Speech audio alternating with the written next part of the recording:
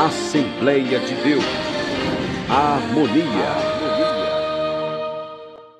Amados, vamos ler a palavra, vamos para Romanos capítulo 8, versos 1 ao 4, aliás, ao 5. E o texto diz assim, nesta minha tradução, os que quiserem acompanhar aí no painel, vamos lá. Romanos 8, 1 em diante. Portanto, agora nenhuma condenação há para os que estão em Cristo Jesus. Porque a lei do Espírito de vida em Cristo Jesus te livrou da lei do pecado e da morte. Porquanto, aquilo que a lei fora incapaz de realizar por estar enfraquecida pela natureza pecaminosa, Deus o fez, enviando o seu próprio Filho, à semelhança do ser humano pecador, como oferta pelo pecado, e assim condenou o pecado na carne, para que a justa exigência da lei se cumprisse em nós, que não andamos segundo a natureza carnal, mas segundo o Espírito. Os que vivem segundo a carne têm a mente voltada para as vontades da natureza carnal. Entretanto, os que vivem de acordo com o Espírito têm a mente orientada para satisfazer o que o Espírito deseja. Amém?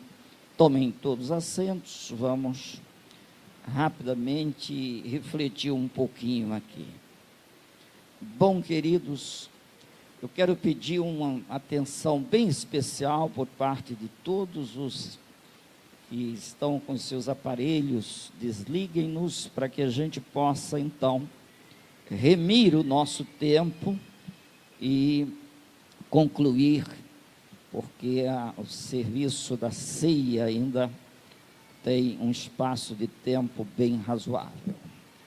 Queridos, aqui está um texto, a princípio, falando que para quem está em Cristo, não tem mais condenação. Olha que notícia grandiosa está posta aqui para a gente. Começa exatamente agora, dizendo, agora, nenhuma condenação para os que estão em Cristo Jesus. Olha o privilégio de quem está em Cristo. Não tem mais nenhum risco de condenação. Isso é uma informação grandiosa. A Bíblia diz que Jesus salva perfeitamente aqueles que através dele se chegam a Deus. Por isso ele disse, eu sou o caminho, a verdade, a vida. Ninguém pode vir ao Pai senão por mim. E aí ele se apresenta sem nenhum exagero, sem nenhuma megalomania, dizendo que fora dele não há Salvador. Isso é a realidade da palavra. Porque ninguém deu a sua vida pelos seus irmãos. Foi ele quem o fez. Por isso, em nenhum outro há salvação, porque debaixo dos céus não existe outro nome dado entre os homens, através do qual importa que sejamos salvos. Atos 4:12. Então isso fica muito claro. Agora, quando se fala da salvação, hoje eu gostaria de tomar o seguinte tema: os 3 aspectos da salvação. É sobre esta ótica que eu quero convidá-los para que a gente, então, nessa perspectiva, olhe para os 3 aspectos da salvação trazida por Jesus, o Salvador. O pai de Jesus, José, ele recebeu essa orientação quando Maria estava grávida, e o anjo disse: olha, você vai pôr o nome de Jesus, porque, que significa Salvador. Explicou porque ele salvará o seu povo dos seus pecados. Então, a salvação, ela, em primeira instância, ele nos salvou da condenação do pecado. Esse é o primeiro aspecto que eu quero mostrar para vocês. Depois nós vamos mostrar um segundo aspecto, que é ele nos salvou do poder do pecado. Primeiro, salvou da condenação do pecado. Depois, do poder do pecado. E em terceiro lugar, nós vamos trazer o último aspecto: ele nos salvará da presença do pecado. Então, nós temos um já e um ainda não, dentro desta visão da salvação trazida por Jesus. Tem coisas que nós já nos apropriamos delas, e tem aquelas que estão à nossa frente, prometidas por Jesus. E então, como palavra de Jesus, ela é inteiramente confiável, e nós podemos descansar em suas promessas, porque a fé que ele elaborou em nós, construiu, porque ele é o autor e o consumador da fé. É isso que a Bíblia diz acerca da pessoa de Jesus. A fé é o firme fundamento das coisas que se esperam e a prova das coisas que se não vê. E a fé, portanto, com este conteúdo, ela é a vitória que vence o mundo. E sem fé, é simplesmente impossível alguém agradar a Deus. Isso está dito na carta aos Hebreus de modo bem repetitivo. Logo, queridos, por que Jesus veio a este mundo? Se ele quisesse mandar uma mensagem, ele tinha muitas opções. Ele tinha homens como João Batista, que não transigia em dizer a verdade. A cabeça dele foi decepada, mas a palavra de Deus foi dita ao rei. Então ele tinha muitos mensageiros.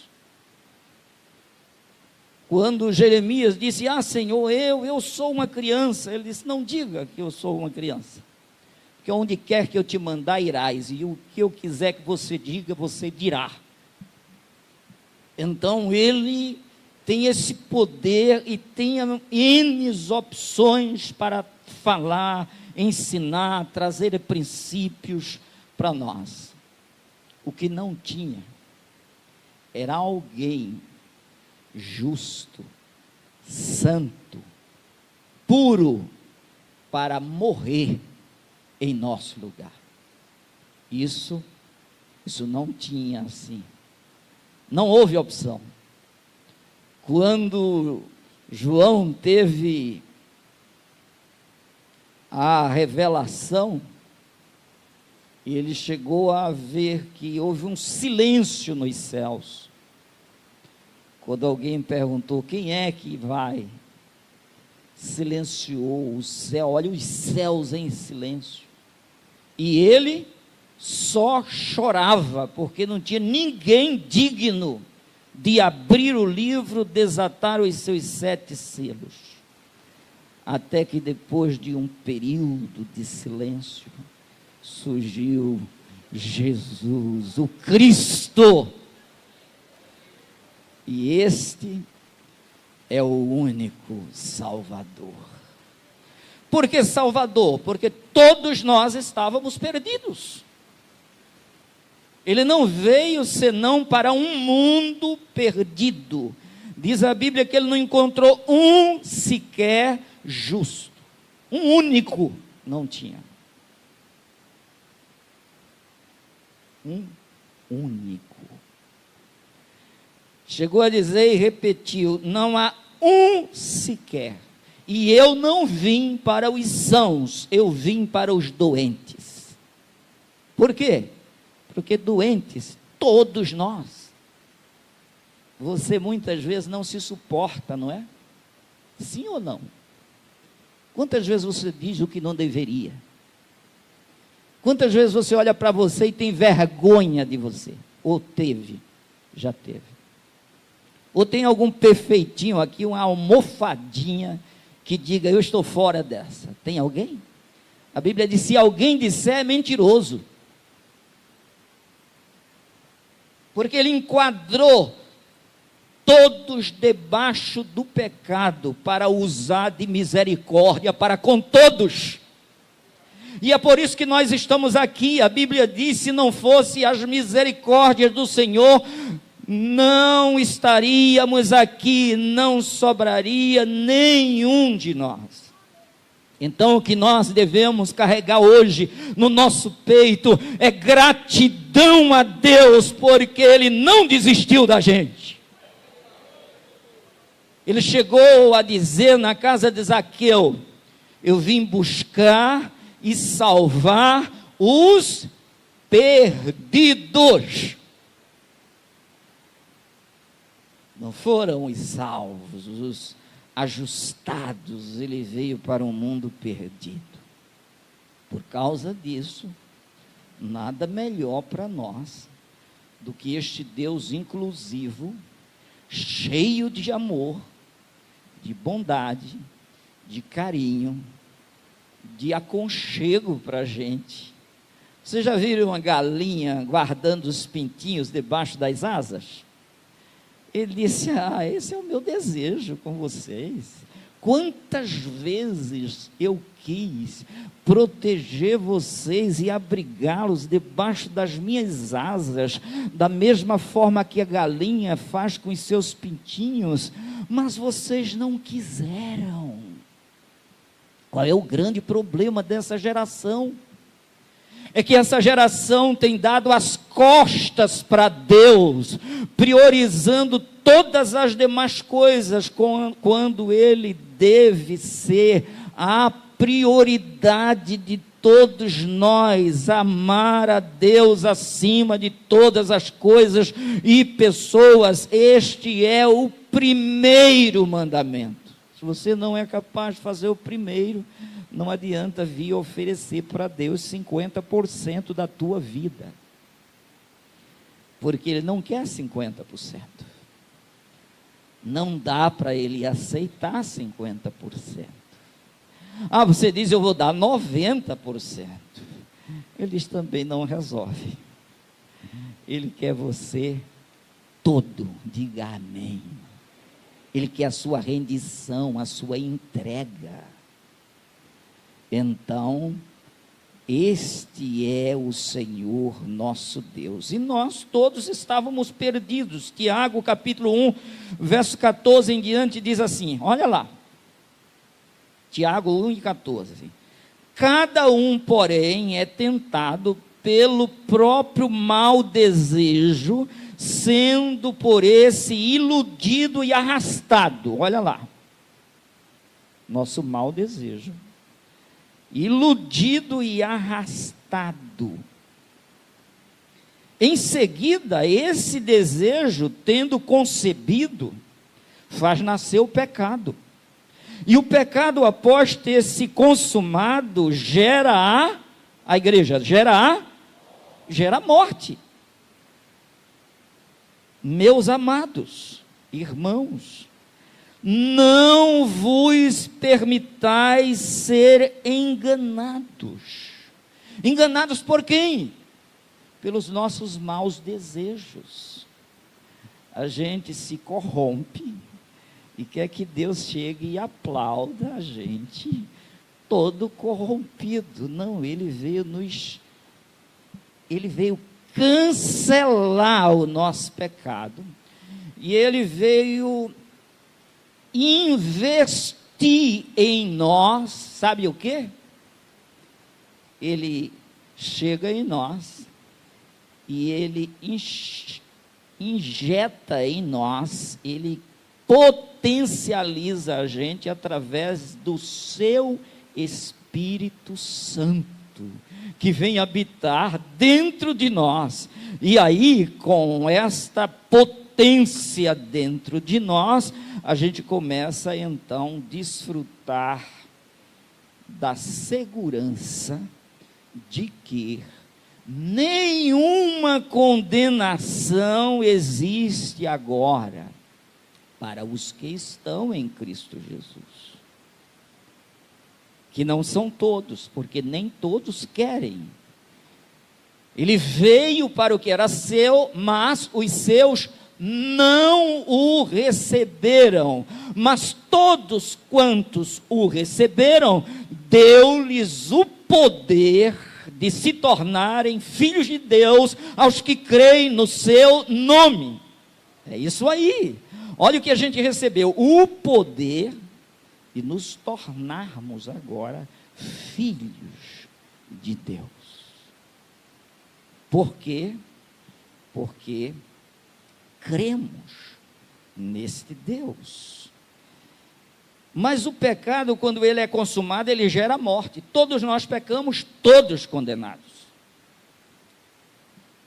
Por quê? Porque Deus tinha dito lá, Gênesis 2,17, que foi que Deus disse. Olha, vamos mostrar agora dois aspectos: Deus e o diabo, falando aqui, dentro de um mesmo tema. Deus dizendo uma coisa, o diabo dizendo outra. E há quem dê ouvido ao diabo e não dá ouvido a Deus. Olha lá: contudo, não comerás da árvore do conhecimento do bem e do mal, porque no dia em que dela comeres, vamos toda a igreja agora, com toda certeza morrerás. Vocês podem dizer? Quem está falando aqui? Deus. Essa foi a advertência de Deus ao criar o homem. Mas aí vem Satanás, a antiga serpente, em Gênesis 3:4, o que é que diz Satanás? Vamos ver. A serpente, então, alegou à mulher, com toda certeza. Agora a igreja. Quem será que está? Você vai dar ouvido a quem? Deus está dizendo: com toda certeza morrerás. Mas o diabo, o mentiroso, o pai da mentira, aquele que nunca falou a verdade, quando ele mente, fala do que lhe é próprio. Eu estou citando Bíblia. Então ele chega e diz: com toda certeza não morrerás. E quem foi que a mulher seguiu? O primeiro casal seguiu quem? Seguiu o diabo. Sabe por que esse mundo está como está? Porque a maior parte, olha lá, a maior parte está seguindo o diabo, que é chamado na Bíblia também do Deus deste século. O diabo, o Deus deste século, cegou o entendimento dos incrédulos para que não lhes resplandeça a luz do Evangelho da glória de Cristo. Isso é o que a Bíblia nos diz. Eu citei exatamente a Bíblia. E aí fica, então, Jesus, o Salvador, chamando-nos para entrar pela porta estreita. Entrai pela porta estreita, porque estreita é a porta e apertado o caminho que leva, que conduz para a salvação, mas larga é a porta, espaçoso o caminho, que conduz para a condenação, e muitos são os que entram por ela, enquanto poucos na porta estreita e caminho apertado, e poucos neste caminho. Isso Jesus disse em Mateus 7, 13 e 14, não é? Então ele vem, não é preciso colocar, para a gente seguir em frente, mas é exatamente isso. Então, enquanto uns atendem, outros não. E esses que não atendem, eles caem exatamente aqui. Não vos permitais ser enganados. Mas as pessoas, muitas vezes, dando razão às inclinações malignas do próprio coração, seguem o caminho de seus próprios interesses, em detrimento de ouvir aquilo que Jesus orientou. Porque ele disse: quem quiser me seguir, negue-se a si mesmo, tome sua cruz e siga-me. Mas como que eu vou fazer isso? Eu negar a mim mesmo? Não, eu vou me jogar nas inclinações da minha carne, e eu vou viver de acordo com a minha própria cabecinha e inclinações da minha carne. Foi isso que Jesus disse que viu quando chegou. Todos como ovelhas desgarradas, sem pastor, cada um se desviava pelo seu próprio caminho. Mas tem um mas aí que nos enriquece. Mas o Senhor fez cair sobre ele a iniquidade de todos nós. Por que é que Jesus morreu? Ele foi o réu que foi apresentado com o maior número de culpas. Foi Jesus. Nenhuma pessoa sentou no banco de réu com mais culpa do que Jesus. Jesus estava ali. Agora a culpa, a minha culpa, a sua culpa, a culpa do mundo caiu sobre ele. Ele tomou sobre si os nossos pecados, as nossas dores, e pelas suas pisaduras fomos sarados. Por isso que ele mandou a gente celebrar, para a gente não esquecer, para a gente não pensar: eu sou maravilhoso, eu sou bonzinho, educado, bom filho, bom pai, bom marido, bom irmão, bom cidadão. Meu filho, então vamos botar a tua história no YouTube, pensamentos, palavras e atitudes que você tem feito de manhã, de tarde, de noite, 24 horas por dia, desde o dia que você nasceu até hoje. Bota lá no YouTube, para ver se tu vai ter cara para enfrentar quem está em tua volta. Sim ou não? Esse homem pecador tem que morrer. E por isso ele morreu no nosso lugar. Agora, se eu morresse, eliminado, afastado definitivamente da presença de Deus, mas ele morreu porque ele disse: eu vou dar a minha vida por eles. Eu tenho poder para dar e tenho poder para tomar. tornar a tomá-la. Ele disse: eu vou morrer, mas no terceiro dia vou ressuscitar. E ressuscitou. Ele, o vencedor da cruz, morreu e ressuscitou, cumprindo a sua palavra, e está vivo e vivo para sempre. Quando ele se apresentou a João, foi isso que ele disse: eu sou o que fui morto, mas eis que aqui estou vivo para todo sempre, e tenho as chaves da morte e do inferno. Está nas mãos de Jesus.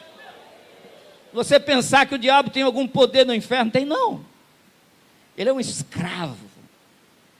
Ele foi vencido na cruz. Naquela cruz, Jesus venceu o diabo, Jesus venceu a morte. Jesus disse: ninguém tira a minha vida de mim.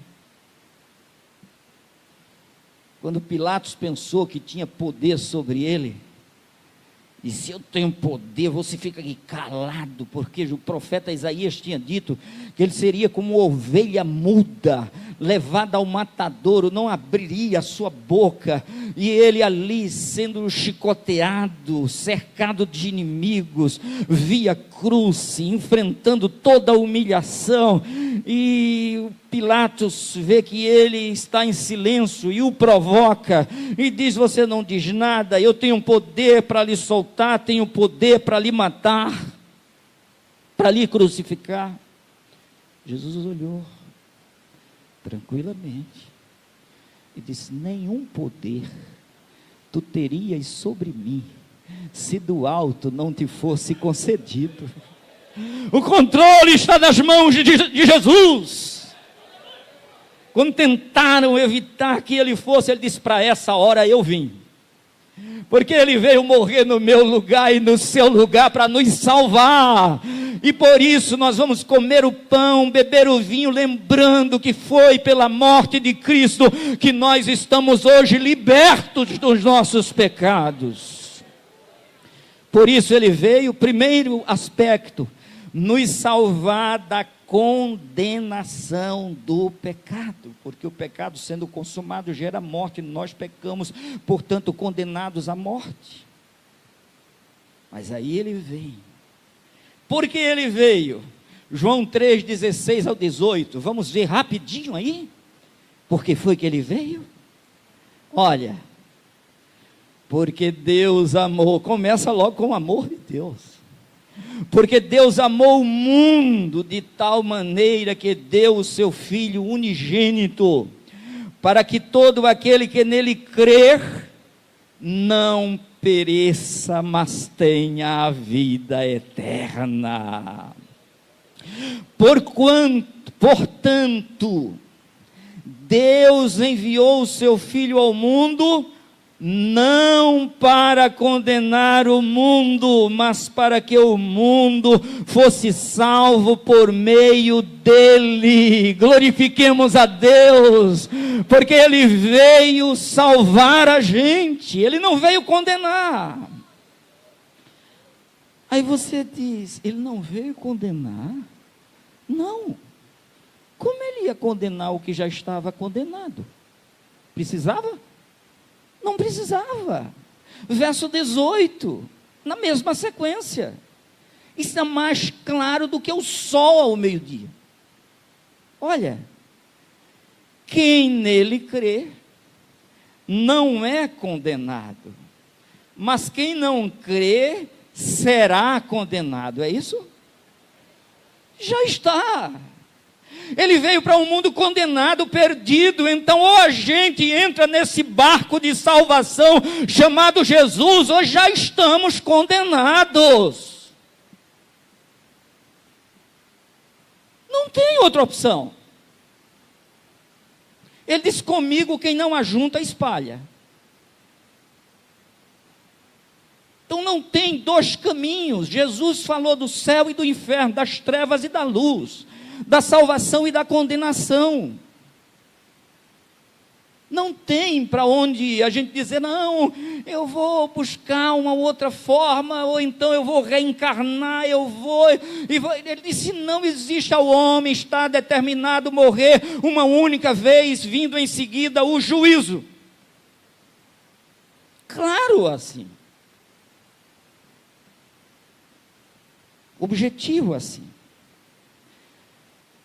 Então este homem, nós todos, temos a chance de crer em Jesus e receber a salvação. Olha a leitura, portanto, verso 1, Romanos 8:1. Portanto, agora, não há condenação. Por que não há condenação? Porque a condenação ele recebeu sobre ele. A condenação foi essa. Deus condenou o pecado na carne de Jesus. E agora, aí a gente chega aqui, reconhece o nosso pecado e sai daqui perdoado. A gente pensa que foi de graça? Não. Não foi com ouro ou prata que fomos resgatados da nossa vã maneira de viver, que por tradição nós carregamos dos nossos pais, mas com o precioso sangue de Cristo. É este sangue que foi derramado no nosso lugar, para que então a gente agora tenha vida e vida abundante. Olha o que ele fez, verso 3, Romanos 8:3. Porquanto aquilo que a lei fora incapaz de realizar, por estar enfraquecida pela natureza pecaminosa, Deus o fez. A lei estava enfraquecida porque a lei trazia aqueles mandamentos todos que a gente não conseguia cumprir. E a lei ainda dizia, se você cumprir 9 e falhar em 1, você se tornou réu de todos. Portanto, pela lei, ninguém foi justificado. E a lei veio para quê? A Bíblia diz, ela veio para avultar o pecado da gente. A ultrassonografia que foi tirada e mostrou, você está condenado. Você não tem jeito. Você não pode fazer nada por sua salvação. Agora tem uma coisa, eu vou te levar para um especialista, e a Bíblia diz que a lei serviu de tutor, de aio para nos levar a Cristo, pegou a mão da gente condenado e levou a Cristo, e Cristo recebe a gente e perdoa pelo seu sangue, pela sua morte, e ainda diz, quem condenará os escolhidos de Deus? É Deus quem os justifica. Quem os condenará? Foi Cristo quem morreu, Ele pagou, e nós, pela fé, agora recebemos todo o benefício, por causa da sua morte. Por isso, Jesus Cristo disse, não esqueçam de repetir a celebração, comendo pão, bebendo vinho, em memória de mim. Fazer isto até que Ele venha. Até a volta de Jesus. Sabe quantos anos faz que a gente celebra a ceia? Desde que Jesus morreu. 2000 anos aí a gente celebrando a ceia e aguardando. E ele disse, eu mesmo não beberei mais convosco, até aquele dia em que eu beba de novo convosco no reino de meu Pai. Tem uma ceia preparada lá para a gente. Diz, não beberei mais este fruto da vide, até aquele dia em que eu beba novo convosco no reino dos céus, no reino do Pai. E nós estamos aqui celebrando e aguardando, seguros, certos, tranquilos, perdoados, encaixados no centro da vontade de Deus, gratos por tudo que Ele fez e realizou em nosso lugar. Olha que lindo. Romanos 5 e 6 em diante, olha, em verdade, no devido tempo, quando ainda éramos fracos, Cristo morreu por todos os santos. Hein? Foi pelos ímpios que se afastam de Deus, ímpios que preferem a impiedade.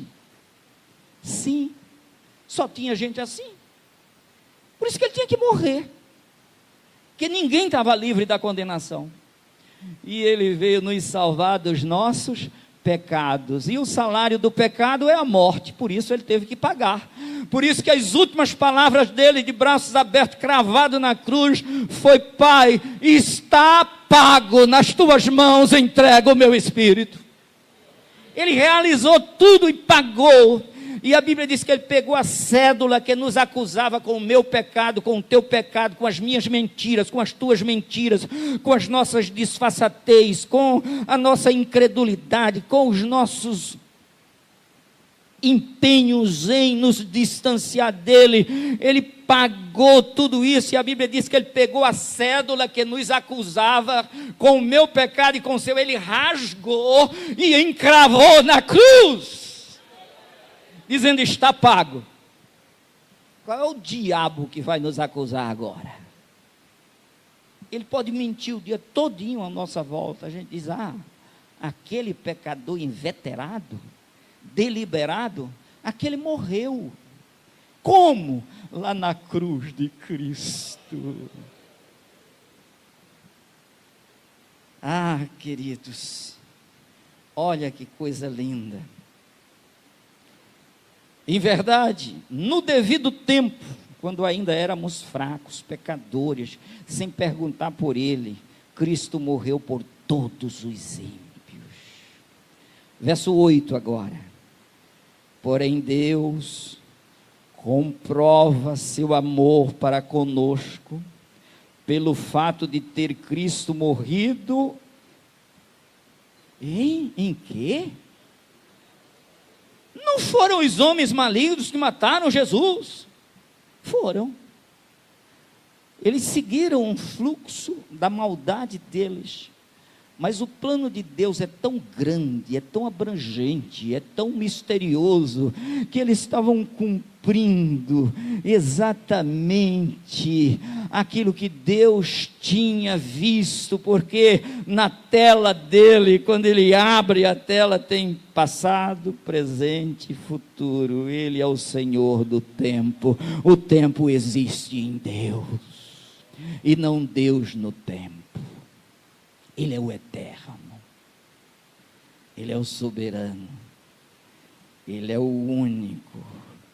E aí, Deus comprova. Então a morte de Jesus foi a maior demonstração de amor de Deus por nós. Por isso ele disse: ele nos amou de tal maneira, que deu Jesus. Não veio para condenar a gente, veio para salvar. E a gente agora tem essa chance de conhecer Jesus. Que bom.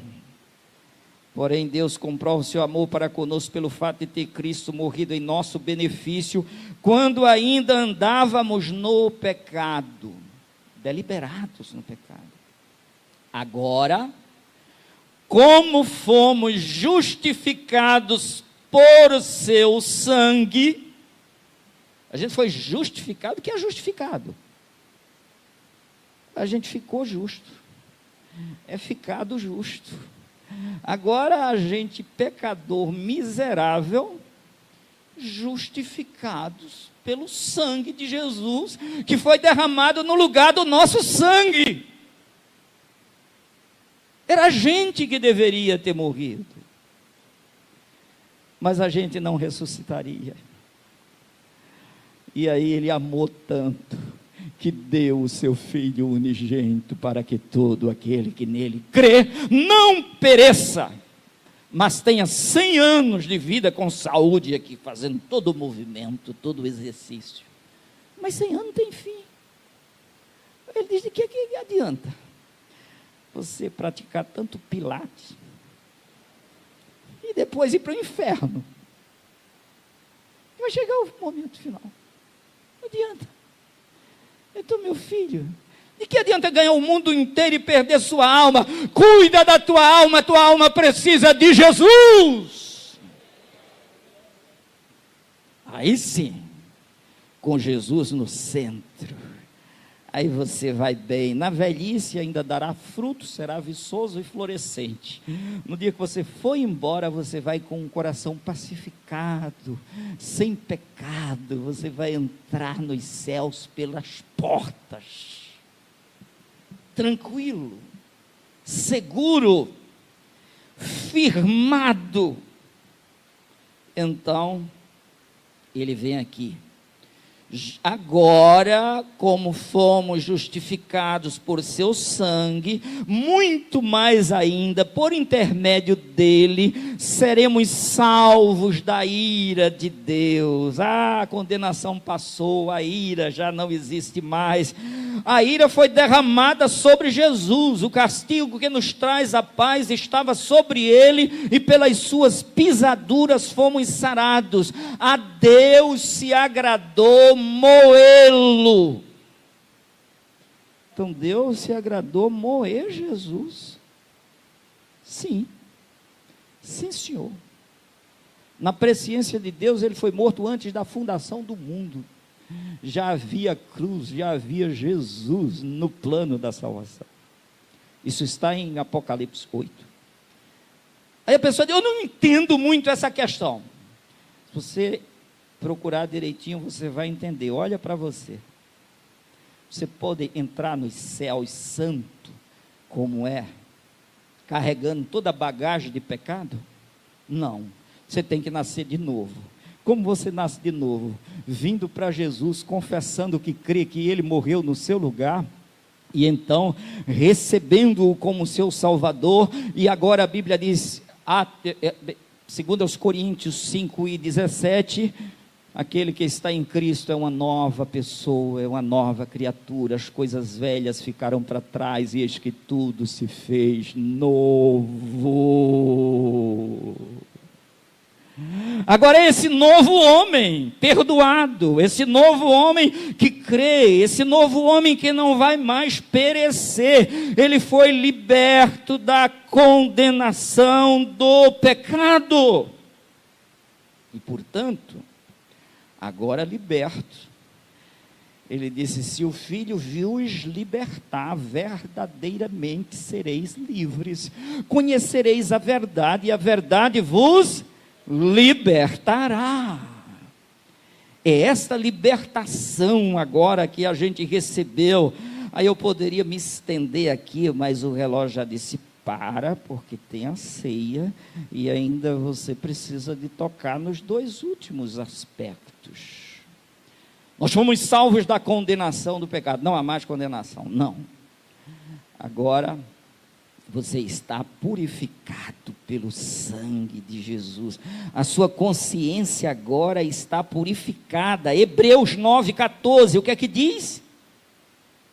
Quanto mais o sangue de Cristo, que mediante o Espírito eterno, se ofereceu de forma imaculada a Deus, purificará completamente a nossa consciência de comportamentos que conduzem à morte, para que sirvamos ao Deus vivo. Agora a gente tem condição de servir ao Deus vivo, porque nós fomos purificados na nossa consciência, por aqueles comportamentos que só nos levavam para a morte, porque toda inclinação da carne é morte, mas a inclinação do Espírito é vida em Cristo Jesus, e é exatamente essa vida que agora nós temos. E aí, a gente completamente livre, porque uma coisa que Jesus veio fazer foi livrar a gente do medo da morte, que era a condenação. Não é o primeiro ponto?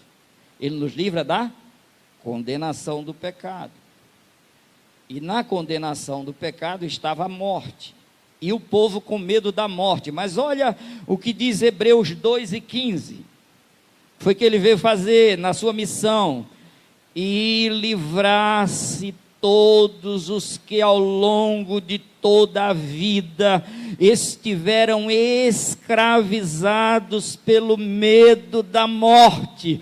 Jesus veio livrar a gente do medo da morte, porque Ele morreu no nosso lugar, e agora Ele diz: aquele que vive e crê em mim, nunca morrerá eternamente, porque quem ouve a minha palavra e crer naquele que me enviou, tem a vida eterna, não entrará mais em condenação, já passou da morte para a vida. Então, qual é o problema agora? O próprio apóstolo perguntou: onde está, ó morte, a tua vitória? Onde está o teu aguilhão? A gente agora desafia a própria morte, porque a gente não morre mais, a gente passa daqui para o andar de cima. O que vai haver é isso, é uma passagem para o andar de cima. Não mais num corpo perecível, porque o perecível será revestido se tornará imperecível. Falhou aqui na língua agora. Mas o mortal será revestido pelo imortal, o corruptível será revestido pela incorruptibilidade, e aí nós adentraremos os portais da eternidade com vestes brancas, palmas nas mãos e cantando o hino da vitória. É o que está dito no livro do Apocalipse. Esse é o nosso destino. Aleluia. Que coisa boa, que aquece o peito da gente, dá um significado à vida, uma estabilidade, uma tranquilidade, uma paz, uma firmeza, porque os que confiam no Senhor são como o monte de Sião, que não se abala, permanece para sempre. O justo nunca será abalado, é o que diz a Bíblia. Em termos de experiência de fé e de convicção de salvação, não há estremeço, não há abalo, não. A segurança, a firmeza e a estabilidade. E aí, agora vamos ver o segundo aspecto salvos do poder do pecado. Uma vez agora salvos da condenação, nós estamos no tempo presente. A gente está vencendo o pecado, que a nossa carne continua reinando. O pecado continua querendo precipitar a gente, mas nós estamos sendo salvos do poder do pecado. Vamos para 1 Coríntios 1 e 18? Olha: pois a mensagem da cruz é loucura para os que estão sendo destruídos. Isso aqui, povo celebrando a morte, ou morreu há 2000 anos atrás, estão aqui com pão, com uva, com vinho, para lembrar a morte deles. Esse povo está louco, é? Aí os judeus diziam: isso é um escândalo. Os gregos diziam: isso é loucura. Mas para nós que somos salvos, isso é o poder salvador de Deus. Aí ele chega aqui e diz exatamente isso: pois a mensagem da cruz é loucura para os que estão sendo destruídos, porém para nós que estamos sendo salvos é o poder de Deus. Diga amém. Para nós, que é o quê? Estamos sendo salvos. Por que estamos sendo salvos? Porque hoje eu tive que enfrentar pecados na minha própria carne para poder não pecar. Eu tive que resistir. A Bíblia diz: resistir ao diabo e ele fugirá de vós. Ele está sempre buscando tragar, destruir. Ele veio matar, roubar e destruir, mas nós temos resistência para enfrentá-lo e vencê-lo em nome de Jesus. Jesus disse: eis que vos dou poder para vencer o diabo. E é exatamente no nome de Jesus que a gente vence. Então, nós estamos sendo salvos do poder do pecado hoje. Olha o que diz aqui, Romanos 6 e 6. Pois temos conhecimento de que a nossa velha humanidade em Adão, essa inclinação da nossa carne em Adão, foi crucificada com ele. A nossa inclinação pecaminosa, herdada de Adão, foi crucificada com ele. Olha por que ele teve que morrer. Olha por que ele não recuou. Olha por que ele cumpriu a missão. Foi crucificada com ele. Para quê? A fim de que o corpo sujeito ao pecado fosse destruído, para que nunca mais venhamos servir ao pecado. Diga amém. A gente não pode mais ficar agora no pecado deliberado. Se acontecer, acontece por acidente, mas não por uma deliberação. Faz o projeto de vida longe de Deus, não quer nem saber o que ele disse, ensinou, e até se envergonha da palavra dele, e resultado, aí vai caminhando para o abismo, mas ele vem e nos orienta, e agora a gente vai sendo salvo do poder do pecado. Olha o verso 11, Romanos 6:11. Assim, desta mesma maneira, considerai-vos mortos para o pecado, mas vivos para Deus em Cristo Jesus. Agora verso 12, portanto, agora presta bem atenção esse 12, portanto, não permitais que o pecado domine vosso corpo mortal, forçando-vos a obedecerdes às suas vontades. Tampouco entregais os membros do vosso corpo ao pecado como instrumento de iniquidade. Antes, consagrai-vos a Deus, com quem fostes levantados da morte para a vida, e ofereçai os vossos membros do corpo a Ele, como instrumentos de justiça, porquanto o pecado não poderá exercer domínio sobre vós, pois não estáis debaixo da lei, mas debaixo da graça. Glorifiquemos a Deus por isso. O pecado não nos domina mais. Por nós, pode sair.